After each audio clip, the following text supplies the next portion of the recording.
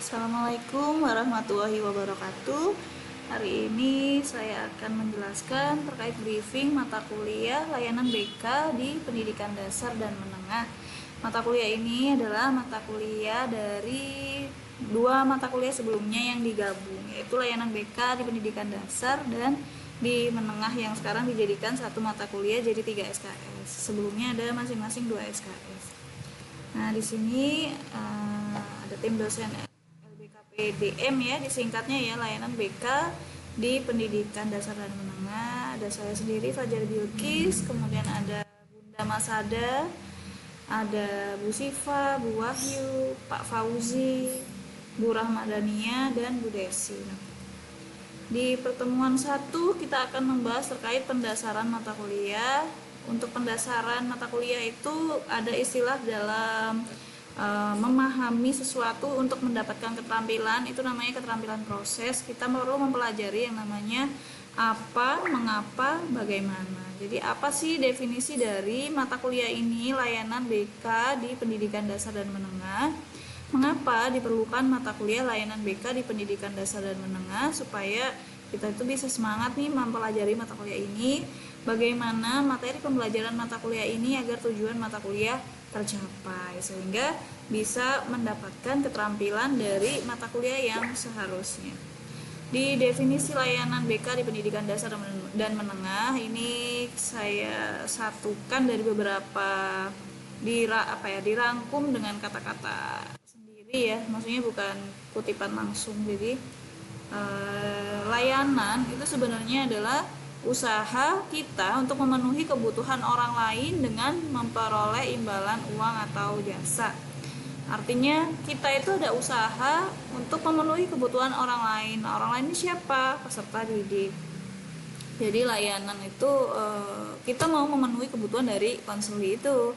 Nah, layanan BK ya, bimbingan dan konseling sendiri adalah bantuan konselor kepada konseli dalam rangka pemahaman pribadi ya. Jadi pribadinya dia paham tentang dirinya, penyesuaian diri dengan lingkungannya, di bidang sosialnya lancar, di bidang karir merencanakan masa depan lancar, dan hambatannya sendiri ada masalah diselesaikan dalam konseling.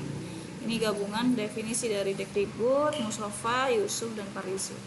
Pendidikan dasar dan menengah adalah usaha sadar dan terencana dari usia sekitar 4 sampai dengan 15 tahun di pendidikan dasar ya, dari TK sampai SD, yaitu pendidikan formal ya, TK itu sudah masuk formal sampai SD.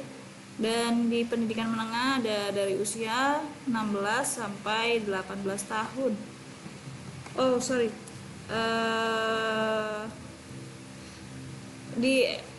Kalau di undang-undang itu ada disebutkan bahwa pendidikan dasar itu dari SD sampai SMP, tetapi di versi yang lainnya pendidikan formal yaitu ada TK, mulai dari TK, SD, SMP, dan seterusnya itu mulai masuk formal. Nah, pendidikan dasarnya itu disebutkan dari TK sampai SD. Jadi kita buat artinya di sini pendidikan dasar itu dari TK sampai SMP kalau dari undang-undangnya. Nah, kemudian di pendidikan menengah di SMA. Dalam menumbuh kembangkan karakter dan kemampuan kepada peserta didik yang diperlukan untuk hidup bermasyarakat, serta mempersiapkan peserta didik untuk mengikuti pendidikan selanjutnya. Ini definisi dari gabungan ini. Jadi kita simpulkan, layanan bimbingan dan konseling di pendidikan dasar adalah usaha konselor ya kita secara sadar dan terencana dari definisi pendidikan itu untuk memenuhi kebutuhan konseli.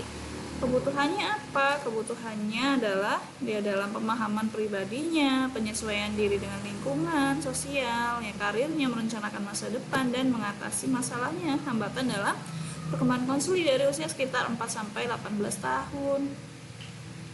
Nah, kemudian kenapa sih kita perlu belajar mata kuliah ini, layanan BK di pendidikan dasar dan menengah? Kok sampai dijadiin mata kuliah 3 SKS pula? Nah, kita lihat dari prospektus BK di bidang pembangunan nasional, khususnya pendidikan. Pembangunan nasional diwujudkan melalui bidang-bidang meliputi ya, ada Poleksos, Hankam, dan lain sebagainya. Di sini ada sosial budaya diturunkan di bidang pendidikan dan psikologi. Kemudian turunannya sendiri, pendidikan dan psikologi itu ada bimbingan dan konseling. Sementara BK merupakan bagian integral dari pendidikan sebagai upaya memfasilitasi dan memandirikan peserta didik dalam rangka tercapainya perkembangan yang utuh dan optimal. Artinya di sini kita itu punya peran penting agar siswa itu punya perkembangan yang utuh dan optimal dari BK ini, dari bidang kita di bidang ranah bidang pendidikan dan psikologi. Nah, sementara itu kita dari pembangunan nasional ya di bidang pendidikan. Sementara kalau dari standar kompetensi lulusan prodi BK, kita perlu menguasai konsep dan praksis pendidikan dari mata kuliah pengantar ilmu pendidikan, psikologi pendidikan, teori pembelajaran, BK klasikal. Ini kalau praksis pendidikan. Kita juga perlu punya kesadaran dan komitmen etika profesional dari mata kuliah profesi BK, pengembangan pribadi konselor, dan kita perlu menguasai konsep kepribadian dan perkembangan dari mata kuliah teori kepribadian, kesehatan mental, perkembangan dari anak usia dini, SD, SMP, SMA, perguruan tinggi, dewasa atau di BK keluarga, populasi khusus, dan ABK. Kemudian menguasai konsep dan praksis bimbingan dan konseling dari konsep dasar, landasan, azas, fungsi, tujuan, dan prinsipnya di mata kuliah dasar-dasar BK dan layanan BK. Nah, saat ini kita mempelajari mata kuliah di sini nih, layanan BK. Artinya di sini konsep dan praksis bimbingan konseling yang akan kita kuasai. Lalu ada kita perlu memahami selain konsep BK-nya, kita juga bidang BK-nya, pribadi sosial, belajar karir, berkeluarga, dan beragama. Menguasai pendekatan dan teknik bimbingan dan konseling, ada keterampilan dasar konseling, model konseling, praktek lab BK perorangan, BK kelompok, komunikasi antar pribadi, analisis masalah dalam konseling yang berhubungan dengan konseling. Kemudian menguasai konsep dan praksis manajemen BK, ada asesmen non-tes dan tes. Lalu dilanjut ada program BK, pelaksanaan, evaluasi, dan supervisi menggunakan dan mengembangkan alat dan media BK di mata kuliah teknologi informasi dalam BK, media BK. Ini dari praksis manajemen BK-nya ya. Lalu ada konsep dan praksis riset BK-nya. Kalau tadi dari landasannya, BK-nya, manajemennya, risetnya, ada penelitian pendidikan, studi kasus, menghitung data kuantitatif, statistik ya, survei pemasaran BK, dan terakhirnya ada skripsi. Itulah standar kompetensi lulusan prodi BK ya, dari praksis pendidikan, etika profesional, konsep kepribadian dan perkembangan, konsep dan praksis BK, konsep dan praksis manajemen BK, kemudian konsep dan praksis riset BK. Nah, kita di sini praksis BK-nya ya, layanan BK.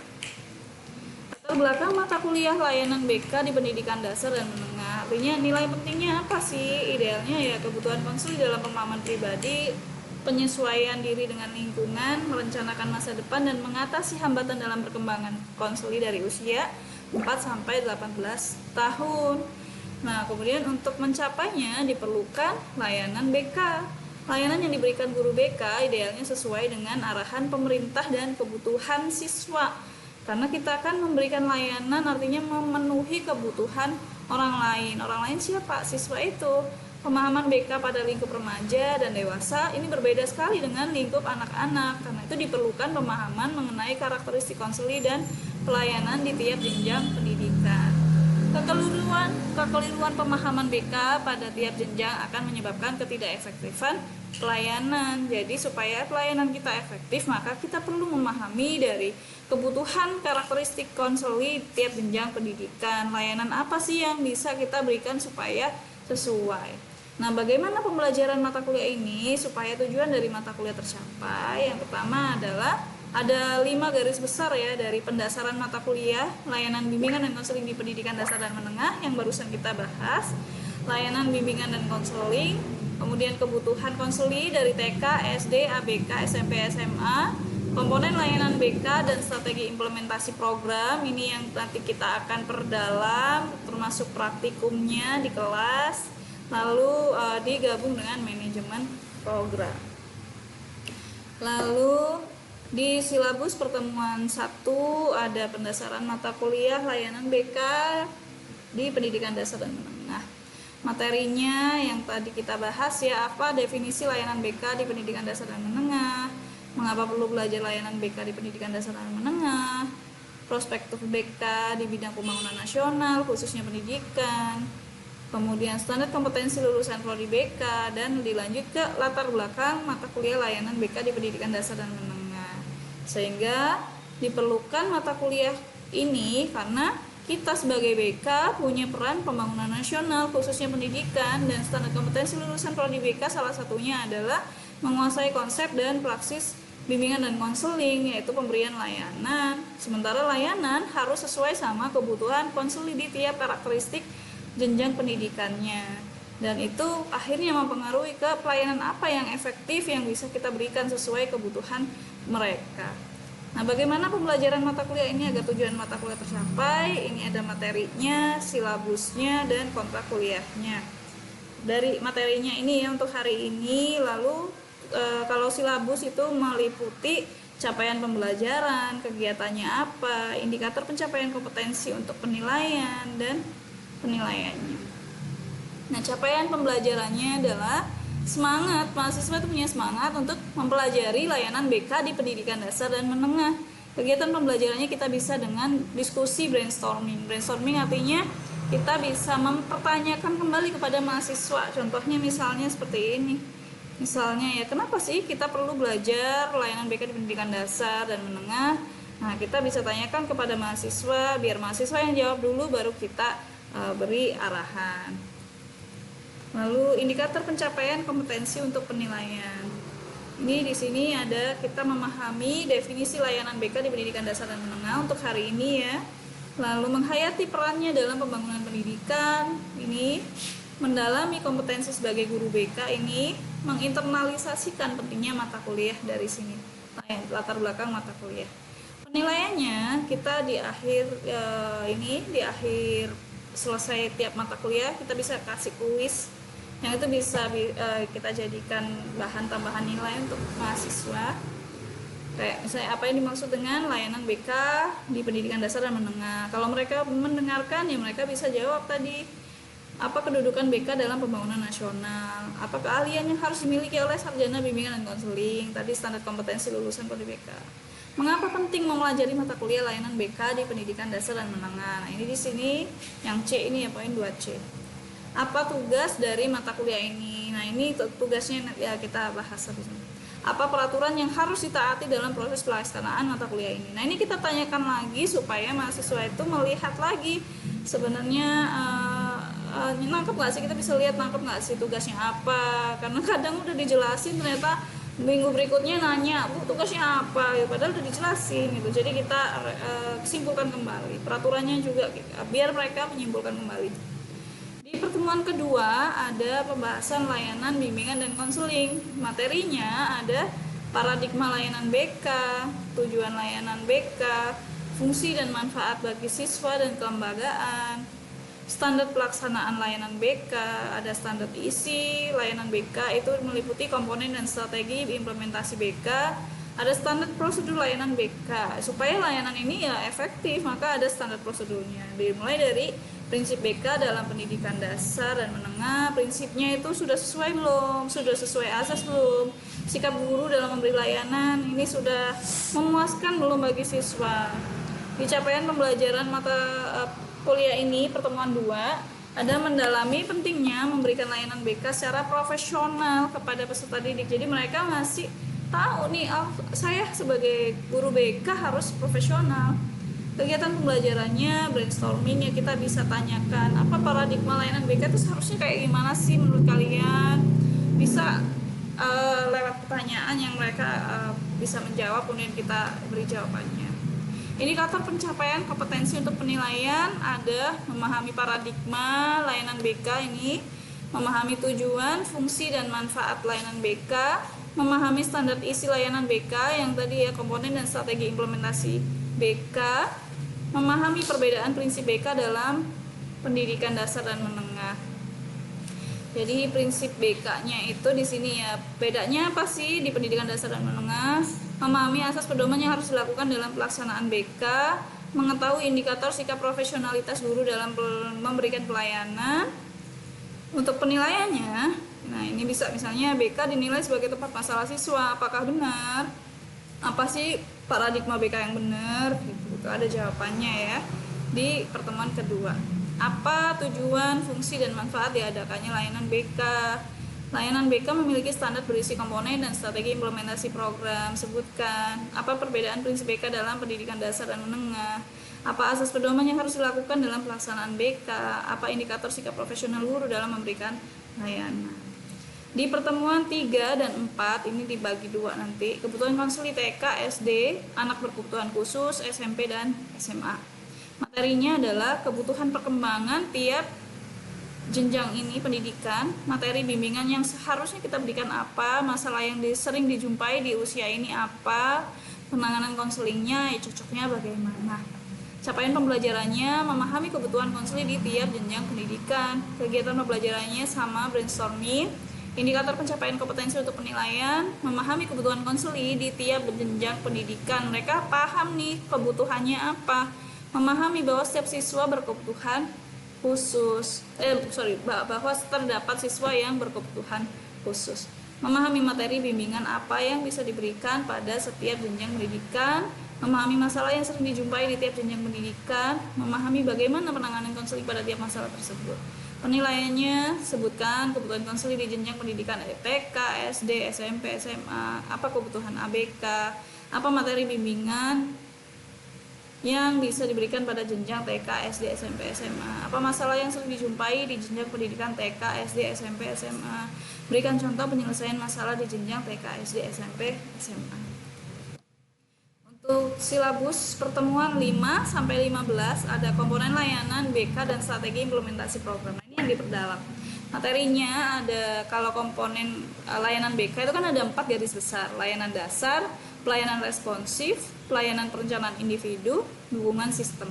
Strategi implementasi program dari masing-masing layanan BK ini, layanan dasar, pelayanan orientasi, pelayanan pengumpulan data, ada aplikasi instrumentasi, ya, ke asesmen itu ya, asesmen tes dan tes, pelayanan informasi, bimbingan kelas, bimbingan kelompok, pelayanan responsif, ada bimbingan teman sebaya, konseling kelompok. Nah, di konseling kelompok ini kita akan jelaskan juga bagaimana sih model-model konseling yang cocok untuk penanganan masalah bidang sosial. Nah, di sini karena permasalahannya adalah di kelompok, biasanya itu cocoknya lebih ke masalah-masalah sosial.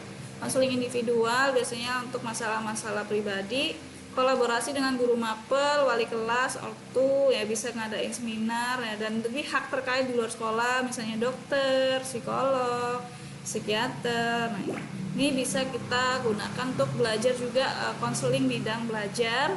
Kemudian pelayanan responsif, konsultasi, kunjungan rumah. Nah, di sini kita perlu memahami orang tua sebagai konseli, sebagai orang tua konseli, sebagai orang dewasa. Lalu ada konferensi kasus. Di komponen layanan BK ketiga ada pelayanan perencanaan individu, yaitu penempatan dan penyaluran. Nah, ini di sini kita bisa pelajari konseling apa yang cocok untuk masalah karir, sambil mereka bisa mempraktekkan. Di komponen layanan BK yang keempat adalah dukungan sistem, ada manajemen program dan pengembangan profesi. Manajemen program ini ada planning, organizing, executing, controlling, perencanaan, pengorganisasian, pelaksanaan, dan evaluasi. Di perencanaan ada pengembangan program BK. Kita mengembangkan program harus sesuai dengan arahan pemerintah. Kalau sekarang kan kurikulum merdeka. Nah, maka kita akan pelajari juga di sini kurikulum merdeka, kedudukan BK berdasarkan landasan hukum, tujuannya, kemudian visi misi dan lain sebagainya, struktur kurikulum, muatan pembelajaran, asesmen, perencanaan tahunan, semester, mingguan, harian, pelaksanaan pembelajarannya gimana, silabus, modul, SL, kemudian SKLBK-nya. Untuk pengorganisasian, nah kita organizing kan sebenarnya bisa ke SDM ya, manajemen SDM. Tapi karena di sini konteksnya kita belum tentu ya jadi koordinator BK yang kalau SDM ya asumsi ya. Tapi kita juga mengorganizing apa sih yang kita miliki, sarana prasarana, SDM dan lain sebagainya.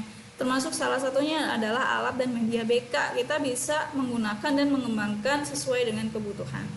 Evaluasi pelaksanaan. Nah, di sini pelaksanaan ini kita bisa gabungkan dengan pelayanan-pelayanan ini, praktek pelayanan ini. Jadi di pertemuan-pertemuan kita ada penggabungan dari manajemen program saat pelaksanaan, praktek dari misalnya pelayanan informasi, praktek hubungan kelas. Ya, pelaksanaannya dipraktekannya adalah di kelas supaya kita bisa evaluasi langsung, karena kalau di sekolah mereka sudah ada PPL supaya nggak gabung double-double ya, dan kita pun perlu melihat bagaimana sih cara mereka ngajar, sudah cocok belum gitu ya, cara mereka ngasih layanan kolaborasi misalnya sudah bagus belum gitu, kemudian langsung kita nanti evaluasi sikapnya ya. Nah, di pelaksanaan ini analisis kasus, menguasai praktik pelaksanaan program BK bidang pribadi, sosial, belajar, karir, dan beragama. Controlling, evaluasi sikap guru dalam memberi layanan, sudah sesuai belum sama azasnya, meningkatkan kemampuan profesional, evaluasi efektivitas layanannya. Nah, di sini kita bisa langsung kasih, misal mereka habis praktek, kemudian teman-temannya bisa kasih voting, misalnya votingnya itu pakai kertas bagus apa enggak gitu ya, yang pakai apa misalnya pakai kertas bagus gitu ya, atau angkat tangan misalnya, nggak usah pakai media kertas. Yang menurut kalian merasa bahwa pelayanan dari ini misalnya yang namanya Dina misalnya, kalau yang bagus angkat tangan. Nah, itu berapa nilainya, mereka dapat nilai berapa dari berapa mahasiswa yang hadir, berapa yang angkat tangan, berapa persen, berarti seberapa persen kepuasan mereka dalam menerima layanan dari temennya nih yang praktik tampil di depan. Kenapa? Karena kalau di PPL itu kan kita melihatnya bukan PPL, apa namanya kan? PLP itu seperti menilai evaluasi gurunya ya, tapi kita belum tentu loh kita tuh bisa ngasih layanan yang memuaskan, sementara kita sebagai guru BK yang memberikan pelayanan jasa harusnya ya kita perlu latihan, dan untuk melihat sudah bagus atau belum ya kita harus supervisi ya dari kelas itu. Nah, makanya praktiknya adalah ya di kelas itu. Kemudian pengembangan profesi. Nah, ini bisa lewat diskusi, lewat mereka cari data, apa aja sih pelatihan, seminar, dan lain sebagainya yang bisa mengembangkan profesi mereka. Nah, di penjelasan detailnya bagaimana ini, nah ini silabusnya ya. Tadi kalau ini kan materinya dari silabus pertemuan 5-15, komponen layanan BK dan strategi implementasi program. Capaian pembelajarannya mampu mempraktikkan setiap strategi implementasi program dari komponen layanan BK. Kegiatan pembelajarannya adalah melakukan pengumpulan data, menyusun program BK di setiap jenjang pendidikan, praktik sosiodrama, pemberian layanan di kelas. Ini ya, tadi ya dibuat sosiodrama, bayangkan kalian lagi praktek di TK, kalian lagi praktek di SD, kalian lagi praktek di SMP, kalian lagi praktek di SMA. Ini sesuai sama masalah yang kita pelajari. Sesuai sama tadi kan sebelumnya kan kita sudah mempelajari ini ya, kebutuhan tiap perkembangan nih di sini. Nah, maka mereka merencanakan cocoknya apa ya dari masalah ini. Nah, kemudian dipraktikkan sosiodrama, lalu dinilai langsung sama teman-teman sebayanya. Puas gak sama pelayanan yang diberikan temennya, supaya ketika nanti jadi guru BK mereka bisa mendapatkan pengalaman gitu ya. Oh ya, saya dulu disupervisi sama dosen, sama teman-teman. Oh, saya bagusnya di sini, saya kurangnya di sini, itu bisa saling sharing. Mencari informasi mengenai seminar, pelatihan, kemudian pengembang profesi BK ya, PGBK, kemudian komunitas APKIN, buku pengembangan selainnya, dan mempresentasikan temuannya. Indikator pencapaian kompetensi untuk penilaian adalah mereka mampu melakukan pengumpulan data, mampu menyusun program BK, mampu memberikan layanan orientasi, informasi, bimbingan kelas dan bimbingan kelompok, mampu memberikan layanan bimbingan teman sebaya, konseling kelompok menggunakan konseling bidang sosial, mampu memberikan layanan konseling individual menggunakan konseling bidang pribadi, mampu berkomunikasi dalam kolaborasi dengan guru mapel, wali kelas, dan pihak terkait, dan memberikan konseling bidang belajar. Jadi ini indikator pencapaiannya ya, mampu berkomunikasi dengan orang tua. Karena tadi kan kita juga mempelajari orang tua sebagai orang dewasa, tugas perkembangan orang tua seperti apa, bagaimana kita komunikasi kepada mereka dalam kolaborasi, konsultasi, kunjungan rumah, dan konferensi kasus. Jadi langsung dipraktekkan di sosiodrama di kelas. Mampu memberikan pelayanan penempatan dan penyaluran, khususnya bidang karir, mampu melakukan evaluasi terhadap layanan, mereka mengevaluasi dirinya sendiri sebelum mengkritik orang lain gitu, menemukan cara dalam pengembangan profesi sehingga mereka bisa meningkatkan skill kualitas pelayanan.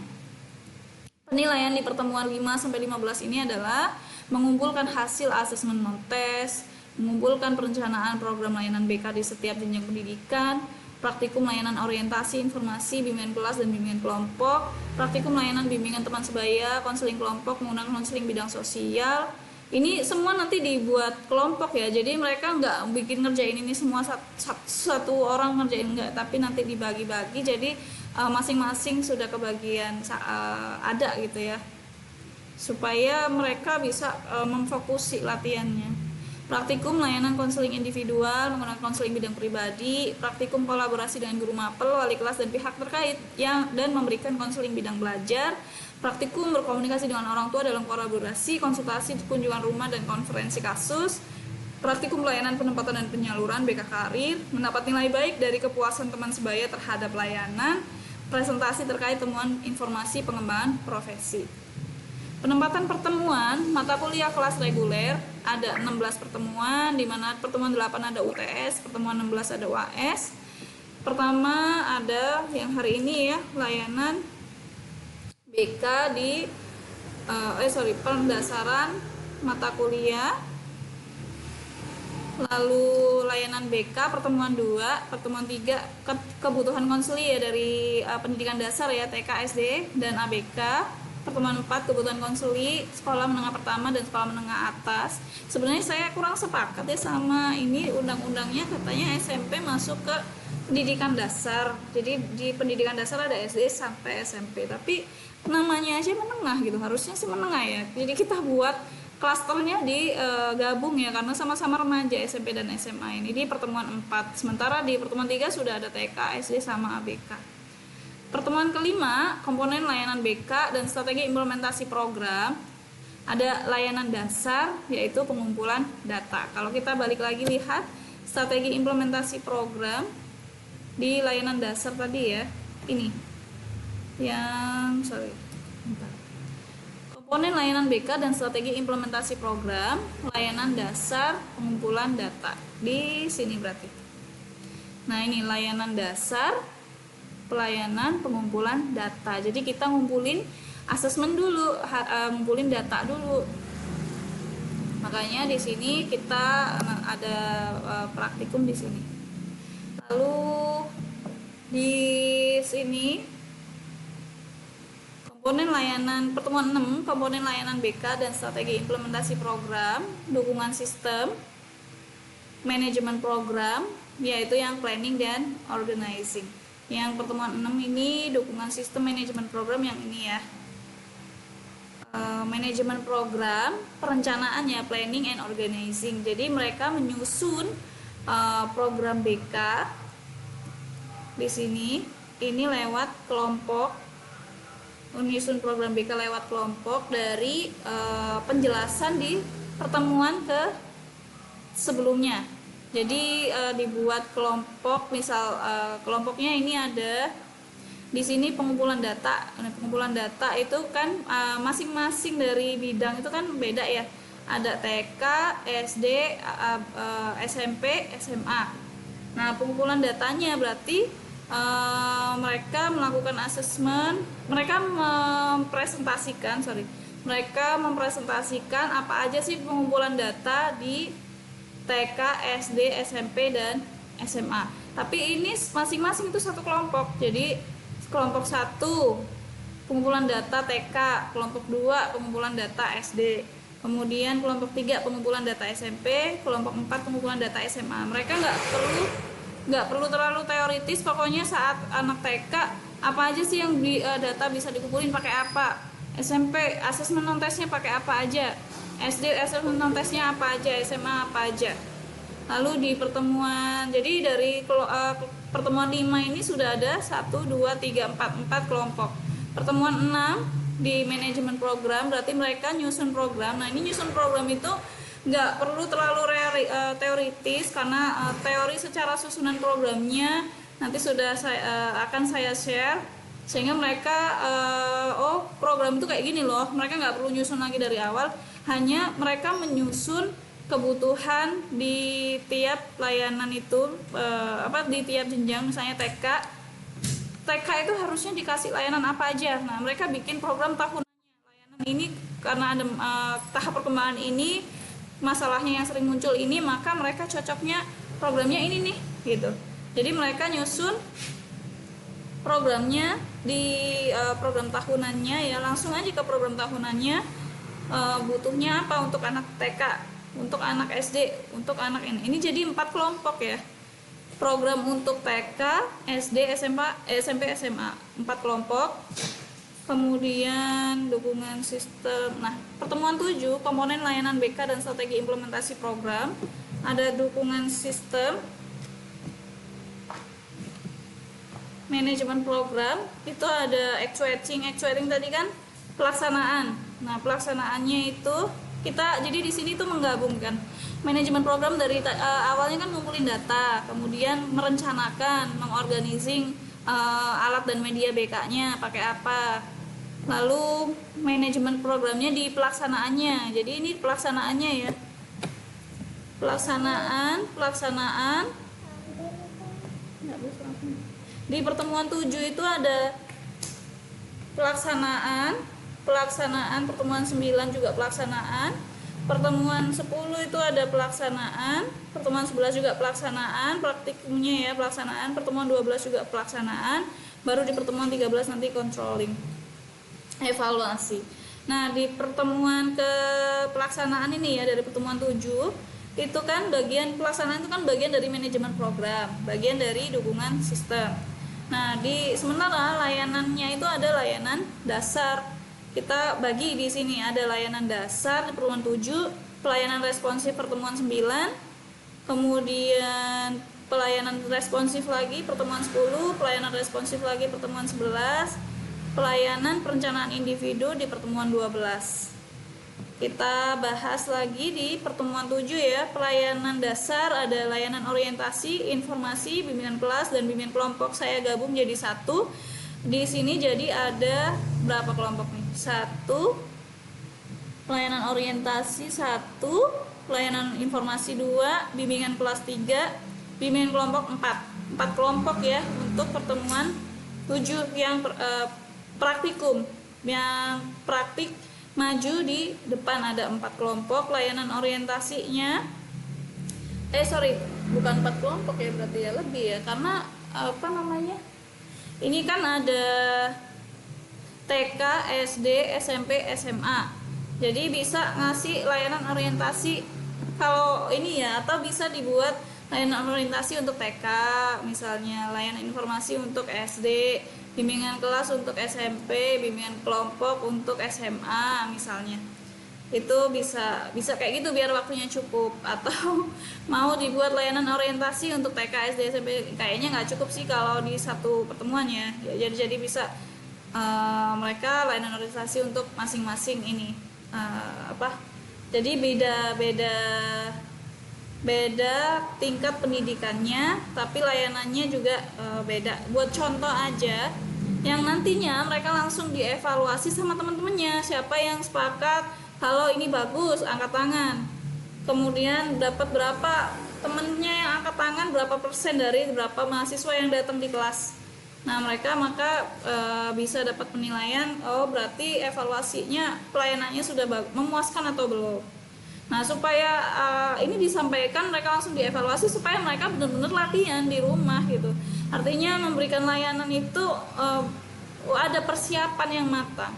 Nah, di layanan ini mereka meneruskan dari planning yang diberikan di pertemuan 6 yang dibuat oleh kelompok sebelumnya, planning untuk kelompok untuk TK, SD, SMP, SMA. Misal layanan orientasi, di TK di kelompok sebelumnya sudah TK ini cocoknya ini. Ya udah mereka mempraktikkan dari salah satu itu. Layanan informasi untuk SD misalnya, cocoknya ini. Mereka mengimplementasikan dari planning yang dibuat sama tim kelompok sebelumnya di pertemuan 6 dan seterusnya. Kemudian pertemuan 8 ada UTS, pertemuan 9 komponen layanan BK dan strategi implementasi program, ada dukungan sistem, manajemen program ya, bagian dari dukungan sistem yang itu pelaksanaan actuating di pelayanan responsif. Ada bimbingan teman sebaya, konseling kelompok, bidang sosial. Nah, bidang sosial ini ada materinya juga ya, konseling bidang sosial, nanti materinya satu-satu ya, nanti dikasih. Biar nggak bingung kalau dikasih langsung brul, biasanya ya hilang, ini lagi satu-satu dulu aja. Jadi bimbingan teman sebaya, misal nih pelayanan responsif, karena masing-masing kasih contoh ya, praktiknya TK, SD, SMP, SMA, berarti kan 4 kelompok. Misalnya bimbingan teman sebaya untuk tim SMA, konseling kelompok untuk tim SMP misalnya, atau bimbingan teman sebaya untuk tim SD, TK-nya konseling kelompok misalnya. Nah, ini kasih contoh latihan di situ. Kemudian di pertemuan ke-10, kalau konseling kelompok sih, kalau TK itu ini ya, TK itu kan konseling itu mereka belum ini, jadi bisa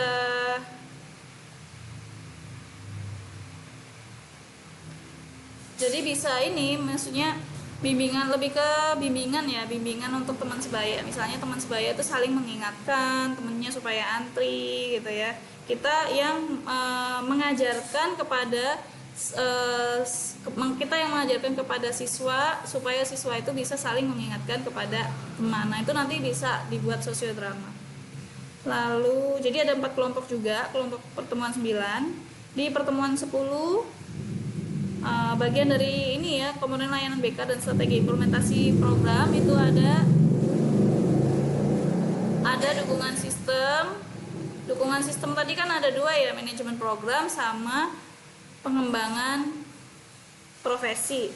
Nah, di bagian manajemen program yang pelaksanaannya ya, itu kita melaksanakan pelayanan responsif. Itu ada konseling individual, bidang pribadi. Ini disendirikan karena konselingnya lumayan ya. Jadi ini ada beberapa model-model konseling bidang pribadi yang cukup dalam, bisa mereka milih salah satunya. Nah, di sini ada mereka mempraktikkan dari TK, SD, SMP, SMA. Ada 4 kelompok juga praktik konseling bidang pribadi untuk TK, SD, SMP, SMA. Konseling individual. Kemudian di pertemuan 11, komponen layanan BK dan strategi implementasi program, dukungan sistem di manajemen program, yaitu di pelaksanaannya, actuating. Pelaksanaan apa? Pelaksanaan dari pelayanan responsif. Itu ada kolaborasi, konsultasi, kunjungan rumah, dan konferensi kasus. Nah, itu dulu ada BK belajar. Ini bisa dibuat, kita bisa jelasin di mana BK belajar, di mana konseling belajar gitu ya. Lalu mereka praktikum kolaborasi sama orang tua, konsultasi sama orang tua, kunjungan rumah, dan konferensi kasus. Buatlah misalnya konferensi kasus contoh untuk anak SMA, kunjungan rumah untuk anak SMP, konsultasi untuk anak SD, kolaborasi untuk anak TK. Buatlah misalnya kolaborasi itu seminar, misalnya kita mereka ya pura-puranya sosiodramanya ngadain seminar kepada orang tua gitu ya, tapi ya nggak usah terlalu panjang-panjang materinya karena banyak yang presentasi. Atau bisa dibuat seminar beneran, misalnya kita ngadain seminar parenting gitu, lalu mereka jadi panitianya. Jadiin satu lah dari kita tim dosen koordinator ini ada gabungan beberapa dosen, gabungan beberapa kelas, kita jadiin satu kegiatan seminar parenting kayak gitu yang mereka jadi panitianya. Lalu pertemuan 12, komponen layanan BK dan strategi implementasi program, dukungan sistem di manajemen program, pelaksanaan dari pelayanan perencanaan individu, yaitu pelayanan penempatan dan penyaluran. Nah, ini kita ajarin bagaimana konseling khususnya bidang karir. Kemudian mereka mempraktekkan dari mempraktikkan pelayanan penempatan dan penyaluran. Nah, berarti kalau penempatan dan penyaluran ini sih kita buat SMA aja. Karena memang kalau di TK, SD, SMP itu nggak banyak ya ininya. Bisa aja TK penempatan penyaluran untuk nanti SD masuk mana, SMP nanti SMA mau kemana kayak gitu. Tapi belum banyak di dalam pendalaman minat bakat, kepribadian dan lain sebagainya. Itu jadi kita buat ini satu kelompok aja, atau mau dibuat 4 kelompok misalnya boleh, nggak apa-apa.